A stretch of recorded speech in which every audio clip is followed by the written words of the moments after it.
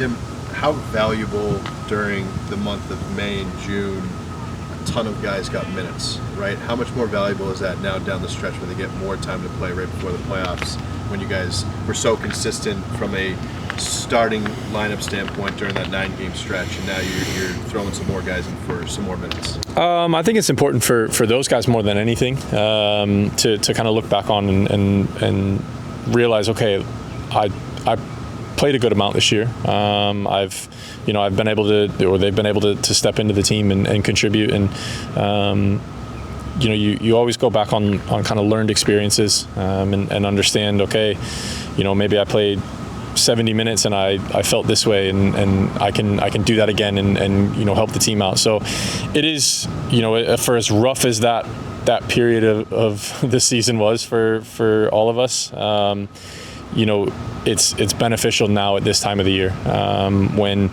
like you said, we've had a pretty consistent lineup every single game, and now things are a little bit topsy-turvy with suspensions, and guys will be able to step in knowing that they've gotten the minutes under their belt throughout the season, albeit maybe less consistently than they would have liked, but they have it under their belt, and they can lean on that and rely on that experience from May and June.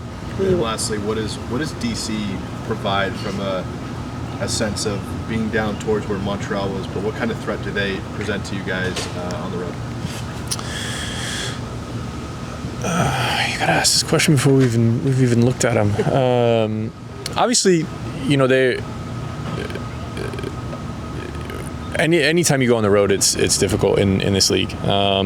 So we have to obviously to make sure that we're focused from the very beginning, and that we're ready to go from the first whistle. And similar to the other night, any team in this league can be any team, as evidenced throughout the history of the league, and that's something that we have to be aware of. I think, as I said earlier, it's the Montreal game.